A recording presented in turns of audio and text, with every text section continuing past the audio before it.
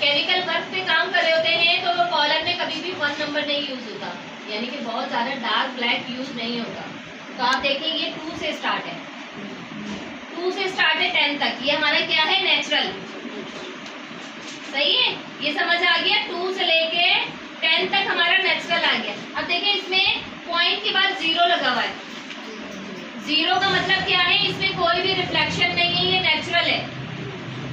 जहाँ 0 होगा वहाँ कोई रिफ्लेक्शन नहीं होगी, वो नेचुरल कलर होगा, ठीक है। अब उसके साथ अगर ये लग गया 0.1, फैशन डाई कहाँ से शुरू होता है, 6 नंबर से, क्योंकि 5 तक आपका क्या आ रहा है, ब्राउन आ रहा है। लाइटर कलर कहाँ से स्टार्ट हो रहा है, 6 से, ठीक है। अगर किसी क्लाइंट का नेचुरली बाल 6 है तो आप उसको 8 का लेवल फैशन डाई पे दे सकते हो, 2 लेवल 3 लेवल, ठीक है।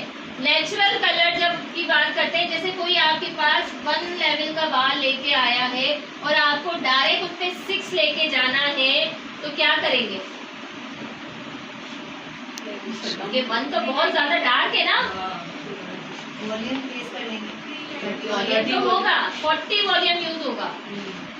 जितना डार्क बाल होता है उसमें हम 40 वॉल्यूम यूज करते हैं, जितना लाइटर होता जाता है तो हमारा वॉल्यूम माइल्ड वाला चलता है, फिर 30 पे आएंगे, फिर 20 पे आएंगे, फिर 10 पे आएंगे। लेकिन अगर बाल बहुत पतला है, बाल पतला है ना, लेकिन है जेड ब्लैक, उस पे भी 40 जेड ब्लैक बाल, क्या तब भी, क्योंकि उसकी अंडरटोन आपकी रेड आ रही है ना।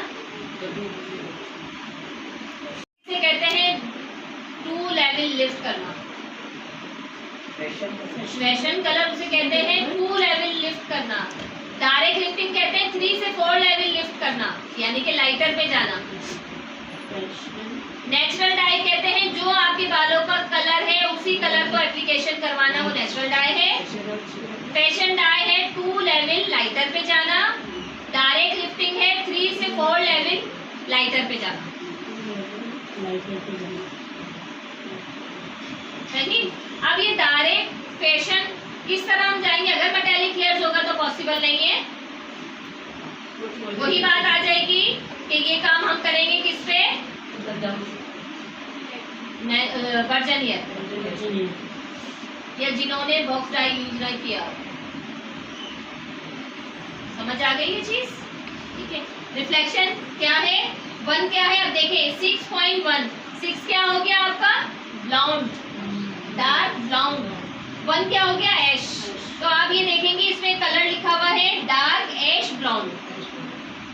डार्क ब्राउन के अंदर जब हमने 0.1 ले लिया तो वो क्या बन गया, डार्क ऐश ब्राउन। ब्राउन के साथ ये हमें क्या रिफ्लेक्शन देगा, ऐश का रिफ्लेक्शन देगा। अब अगर इनके आपके पास 6 पड़ा हुआ है, 6.1 नहीं है, लेकिन आपके पास ऐश की रिफ्लेक्शन की ट्यूब पड़ी हुई है 1.1, इनहेंसर अलग है, 1.1 की पड़ी हुई है और 6 है, ठीक है। तो आप फैशन डाई 6.1 बना सकते हो। मिक्सिंग कैसे होती है, अगर आपके पास 1.1 पड़ी हुई है और आपको 6.1 बनाना है तो 3 हिस्सा आप नेचुरल का लोगे, 1 हिस्सा 1.1 का लोगे, 6 की लोगी और आधी ट्यूब रिफ्लेक्शन की लोगी, तो वो आपका 6.11 बन जाएगा। और 1/4 हिस्सा आप अगर लेती हो 1.1 का तो वो 6.1 बन जाएगा।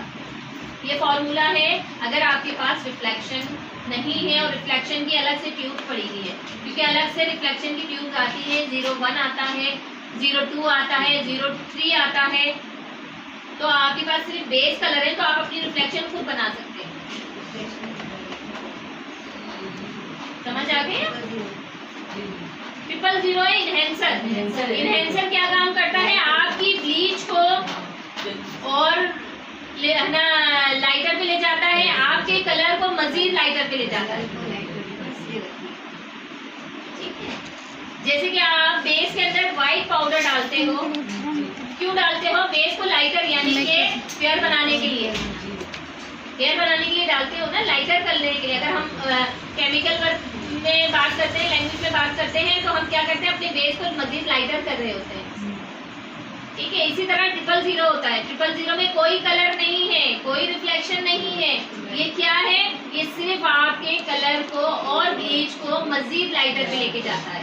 कि अगर आपकी नॉर्मल ब्लीच जो है बालों को क्या नाम है 8 लेवल तक लेके जा रही है, 9 लेवल तक लेके जा रही है, आप इन्हेंसर डालोगे जो 8 लेवल पे लेके जा रही है वो आपको 9 से 10 तक लेके जा सकता है इन्हेंसर। ठीक है, जो 9 पे लेके जा रहा है वो 10 से 11 तक लेके जा सकता है इन्हेंसर। लेकिन इन्हेंसर की क्वांटिटी ज्यादा डलती है, कम नहीं डलती। अगर कलर में भी यूज कर रहे हैं तो जितना कलर लेंगे उतनी 000 लेंगे।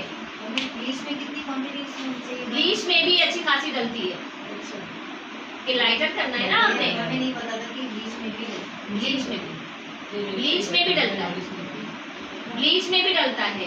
डायरेक्ट जो 8 लेवल तक आके रुक जाता था वो आपको 10 या 11 दे देगा। अगर 000 डाल देंगे तो हो जाएगा।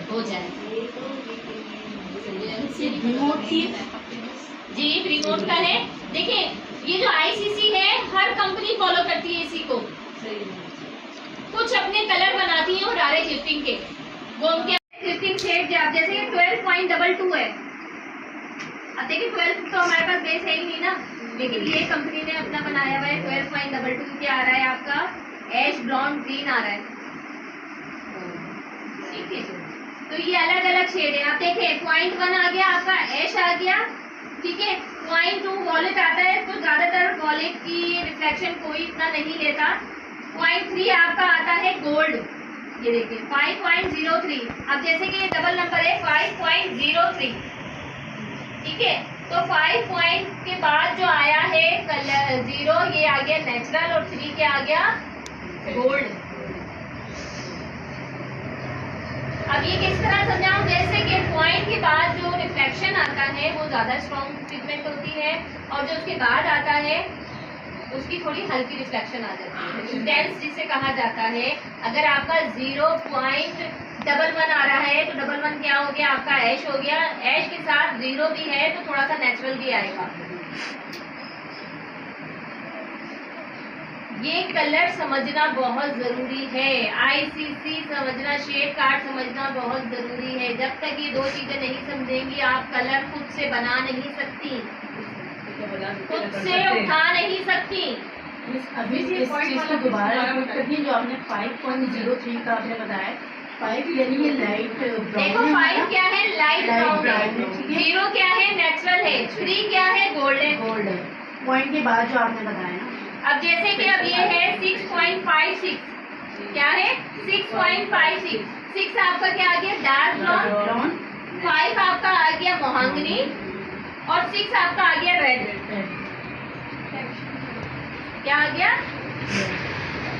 अब देखिए पॉइंट के बाद जो 5 आया है मोहंगनी का,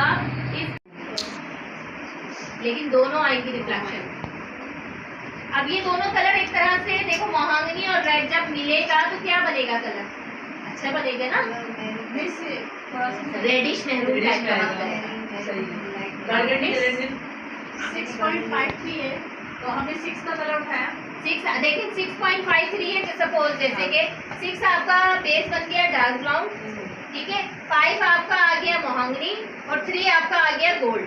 5 का कलर अलग उठाएंगे और गोल्ड का मतलब ये जो आपने नंबर समझा है, अगर आप इस तरह चाह रहे हो ना, आप खुद से बनाना चाह रहे हो, ठीक है, तो मोहंगनी का आप कोई शेड उठाओगे, जैसे कि 66 ये है।